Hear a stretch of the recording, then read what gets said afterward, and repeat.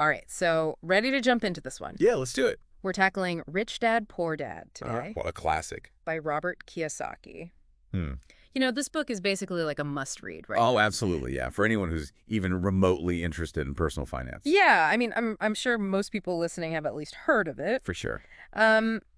So what we're going to try to do today is really kind of dig into Kiyosaki's core ideas about building wealth. Yeah. And see what we can take away from it. You know, what wisdom can we find? Yeah, and what's so interesting about Rich Dad, Poor Dad is that it really kind of challenges Right. those traditional ideas that a lot of us are brought up with. Yeah. You know, that whole idea of go to school, get a good job, and you'll be set. Right. Kiyosaki really flips that on its head. He does. And a lot of that comes from his own experience growing up with, two father figures in his life. Yeah. His own dad, who he calls Poor Dad, All right. and then his friend's father, who he calls Rich Dad. Yes, the famous Rich Dad, Poor Dad concept. Exactly. That's where it all begins. Yeah, and that's where he kind of sets the stage for, the rest of the book. Yeah. Right? By looking at these two figures, one is highly educated, Right. but struggles financially. Mm-hmm. The other one is a successful entrepreneur. Yeah.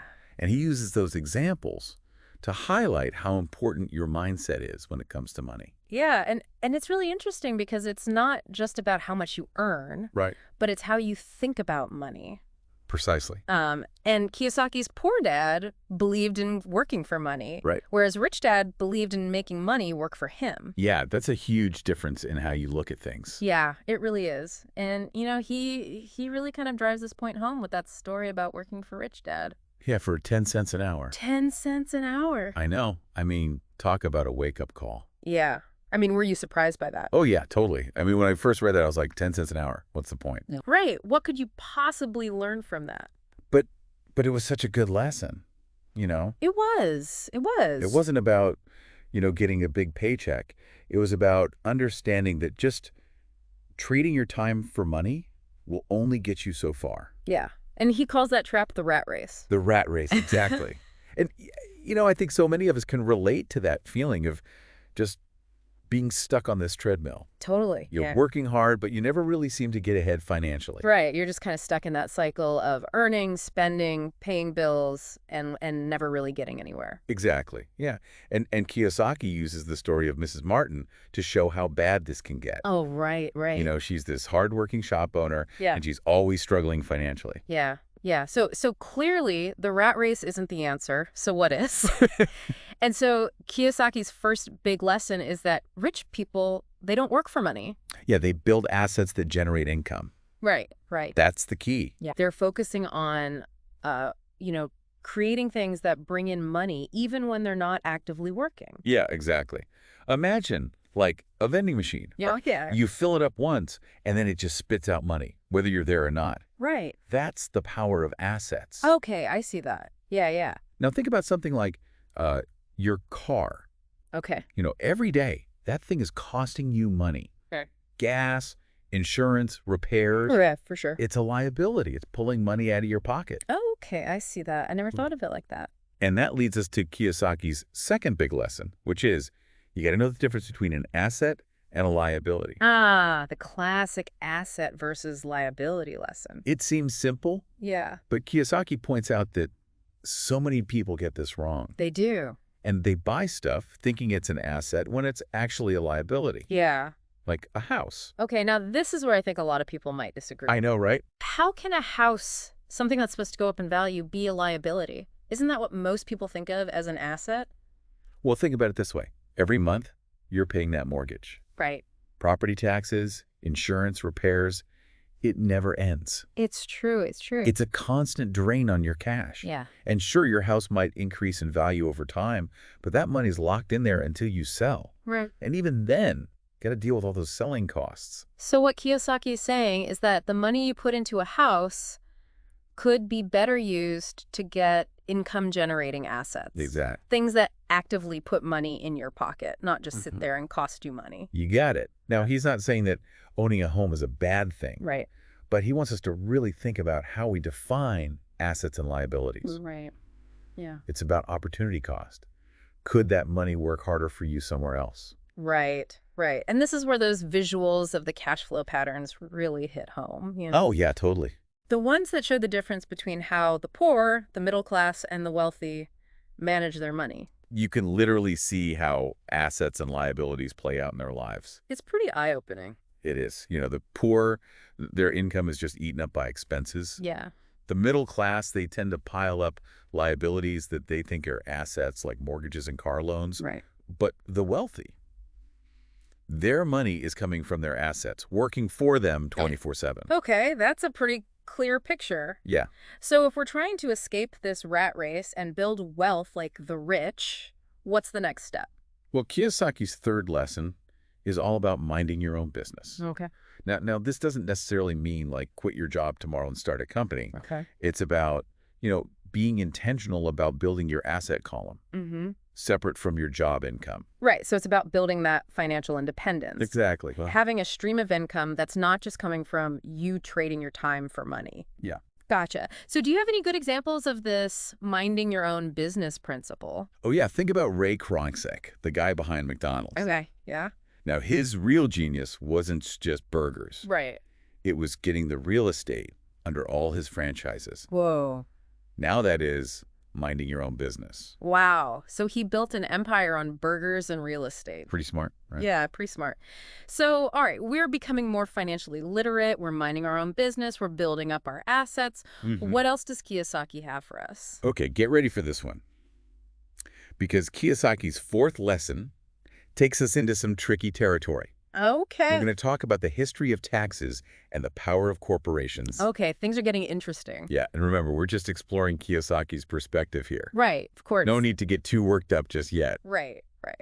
So what does he say about taxes and corporations? Well, he dives into how wealthy people use corporations to legally lower their taxes. He argues that they're playing by a different set of rules than most of us. Right, right. And he's pretty open about his own experiences using corporations to build wealth. Okay, so this is where things can get a little complicated. Yeah, definitely. And it's important to remember that tax laws are different everywhere. Yeah, exactly. Depends on your location and all that. Right. But the main takeaway here is that Kiyosaki wants us to be aware of the different ways people build and protect their wealth. Okay, so we're starting to see how the game is played, so to speak. Exactly. But, building wealth isn't just about the technical stuff, is it? No, not at all. There's a whole mental and emotional side to it, too. Oh, absolutely. And that leads us to Kiyosaki's fifth lesson, which is all about financial intelligence. Okay. And this isn't just about, like, being good with numbers. Right. It's about mastering your emotions, especially fear. Yeah. Yeah, I can see how fear could be a big problem when you're making investment decisions. For sure. It's so easy to get stuck overthinking everything or second-guessing yourself, especially when it's your own money on the line. Exactly, yeah. And Kiyosaki says it's really important to get over that fear and self-doubt if you want to make bold moves with your investments. Yeah, yeah. And he shares some of his own stories, like when he bought real estate during market crashes, when everyone else was panicking. So he's saying be a contrarian, look for opportunities where other people just see risk. He's all about turning fear into opportunity. Okay, yeah. I like that. He even made this board game called Cash F Flow to help people learn about finance and get comfortable taking risks. Have you ever played it? I hasn't, but I've heard really good things about it. It's a lot of fun, and it's a really good way to learn. Yeah, yeah. And it all ties into another important skill that Kiyosaki talks about a lot, the power of sales and communication. Wait, sales. I thought we were talking about building wealth, not becoming salespeople. I know, right? That's lesson number 6. Okay. Yeah. How does that fit in? You might be thinking, sales. I'm a teacher, I'm an engineer, I don't need sales skills. Right. But Kiyosaki says that being good at sales and communication is key to being successful in any field, even for artists and writers. Okay, I'm listening. So even if you have the best product or service in the world, it doesn't matter if you can't communicate its value and get people to buy into it. I see, yeah. So you're saying that even if you're not in a sales job, being able to explain your ideas, Yeah. negotiate, and build relationships, those are all important for financial success. Exactly. And Kiyosaki talks about this journalist he met in Singapore. She was super talented but struggling financially. And he told her, learn how to sell. Wow, okay. He said if she could master persuasion, she could become a best-selling author. That's a really different way to look at it. Wow. It's like he's saying that combining your technical skills with strong communication can really boost your success no matter what you do. Absolutely. It's Okay. about being a well-rounded individual. Yeah, that makes a lot of sense. But let's be real, even with the best skills and the best intentions, there are always going to be obstacles that get in the way. You're right, there are. Right. Fear of failing, procrastination, that negative self-talk, those are all real things. Totally. And that's exactly what Kiyosaki talks about in his 7th lesson, overcoming those obstacles that can sabotage your success. Okay, what kinds of obstacles does he talk about? Well, he talks about things like being afraid to fail, being cynical, being lazy, and even arrogance. Okay, yeah. He tells stories about people he knew who missed opportunities because they were too scared to take a risk or because they just got stuck in negative thinking. So it's not just about having the knowledge and skills, it's also about having the right mindset. Exactly. Kiyosaki says it's super important to have a positive attitude, believe in yourself, Yeah, and surround yourself with people who are supportive and successful. yeah. He reminds us that our mindset plays a huge part in how well we do financially. Okay, so we're motivated, we're getting over obstacles, we're building up our assets. Are we ready to unleash our inner financial genius now? We're getting there. Kiyosaki's 8th lesson is where he lays out his 10 steps to awaken your financial genius. It's like a roadmap. Okay. He focuses on the importance of desire, finding mentors, conquering fear, and taking action. And he doesn't stop there. He even gives us more to-dos in his 9th lesson. Right, right. It's like he's saying, don't just sit there, go out and make it happen. Exactly. So it's all about being proactive, learning all the time, putting yourself out there, and finding good deals. Yeah, and he really encourages us to look for opportunities in all kinds of markets instead of waiting for them to just come to us. So are you ready to awaken your inner financial genius? I think so, are you? I think so too. You know, Kiyosaki gives us a blueprint, but the real work starts with us. It's about taking those principles and figuring out how they apply to our own lives. Yeah, absolutely. It's about taking control of our finances and creating a life where we're not constantly stressed about money. Right. It's about building a life where our money is working harder than we are. And that's a great goal for all of us, I think. I think so too. And it's not just about, becoming super rich. Right. It's about having that freedom to do what you love, to spend time with the people you care about, Right, yeah. and really design a life that matches your values. That's something we should all be aiming for, no Absolutely. matter how much money we have right now. I totally agree, yeah. Financial freedom isn't about having a ton of cash. It's about having the flexibility to live life on your own terms. Yeah, exactly. And that brings us to a really interesting point that Kiyosaki makes throughout the book, finding mentors. Ah, yes, the mentor. Well, he program. gives a lot of credit for his success to the guidance he got from Rich Dad. Yeah, yeah. He talks a lot about learning from people who've already achieved what you want to achieve, Right. modeling their behavior and avoiding the mistakes they made. Hmm. But here's something I was thinking about as I was reading. What if you don't have access to a mentor like that? Yeah. I mean, not everyone has their own personal financial guru. That's a great point. Not everyone has a Rich Dad on speed dial. So how can we benefit from that kind of mentorship, Right. even if we don't have someone physically there with us? Well, it made me think about how we can create like our own virtual mentorships. Oh, I like that. Think about all the incredible resources we have now. Books, podcasts, online communities, Yeah. even courses. It's like having this massive library of wisdom right at our fingertips. Yeah. It's like building your own board of advisors, except they're in these books and on our screens. Exactly. You can learn from their mistakes, study their methods, and absorb all their knowledge. I love that idea. Right. So we could study how Warren Buffett invests, or how Elon Musk built his companies, or even the financial strategies of successful businesswomen. Yeah. It's all about immersing ourselves in the knowledge of those who've already done what we're trying to do. And it's not just about passively taking in information. It's about actually putting it into practice, applying those lessons and seeing what works for us. That's a great point, yeah. It's about taking charge of our financial education. Right. And building a personalized mentorship experience that fits our goals and challenges. Exactly. It's like Rich Dad, Poor Dad meets Choose Your Own Adventure. That's a perfect way to put it. So for everyone listening, Yeah. I challenge you, think about who your financial heroes are. Whose path do you want to follow? Whose advice resonates with you? Yeah, great question. And how can you learn from their experiences, even if you never meet them in person? It's about being resourceful, seeking out information, Mm. and building that virtual mentorship network that can guide you on your journey. And, don't forget, the journey to financial freedom is a marathon, Oh, yeah. not a sprint. Right. You're going to have ups and downs, challenges and victories along the way. Right. But if you embrace learning, surround yourself with the right people, and take action consistently, you can build a better financial future for yourself. I love that. And that brings us to the end of our deep dive into Rich Dad, Poor Dad. It went by fast. It did. It did. We hope you've gained some valuable insights and are feeling motivated to take control of your financial future. Remember, this is just the beginning. Yeah. There are so many other deep dives out there waiting for you on all Yeah. kinds of fascinating subjects. Yeah. Keep exploring, keep learning, and stay curious. Absolutely. It really is. Yeah. I mean, it's not about, just accumulating wealth. It's about having the freedom to pursue what you're passionate about. Yeah. Having time to spend with your family and friends. Exactly. And creating a life that truly reflects your values. And that's something that I think everyone can strive for. Absolutely. Regardless of where they are financially right now. I couldn't agree more. And that kind of brings us to another point that Kiyosaki really stresses throughout the book: finding mentors. He says that a lot of his success came from the guidance and wisdom that he got from Rich Dad. Yeah, yeah. He really emphasizes learning from people who have already achieved what you're aiming for, following their example and avoiding the mistakes they made along the way. Right.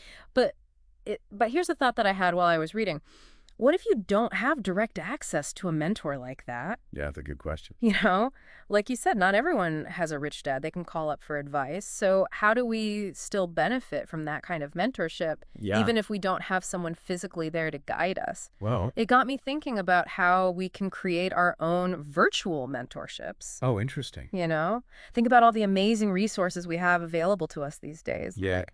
Books and podcasts, online communities, courses.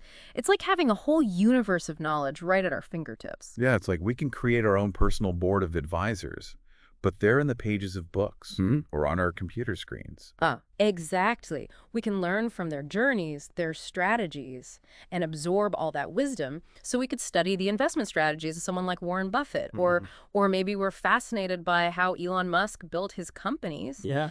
Or we could even learn from the financial strategies of successful women in business. I love that. The possibilities are endless. They really are. It's all about immersing ourselves in the knowledge and experiences of those who have already walked the path we're on. Yeah. And it's not just about passively absorbing information. Right. It's about taking action, putting those lessons into practice, and experimenting to see what works best for each of us. That's such a crucial point. It's about taking control of our own financial education, Right? and designing a personalized mentorship experience that truly aligns with our individual goals and challenges. Exactly. It's like combining the wisdom of Rich Dad, Poor Dad with the excitement of a choose-your-own-adventure story. I love that analogy. So for everyone listening, Yeah. I challenge you to consider, who are your financial heroes?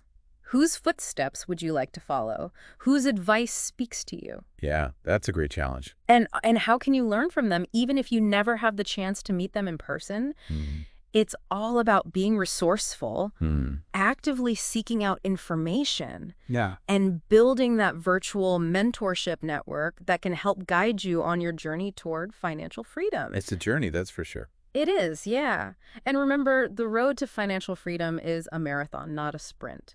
There will be obstacles along the way, times when we stumble. Yeah. But if we embrace continuous learning, if we surround ourselves with the right resources and mentors, and most importantly, if we take consistent action, Absolutely. we can create a brighter financial future for ourselves. Couldn't have said it better myself. Well, that wraps up our deep dive into Rich Dad, Poor Dad. That was a good one. It was. It's a classic for a reason. Absolutely. So to everyone listening, thank you for joining us on this deep dive. Yeah, thanks for being here. We hope you found it insightful and empowering, and we encourage you to continue exploring, learning, and asking those thought-provoking questions. Until next time, keep those minds curious and those deep dives going. See you on the next one.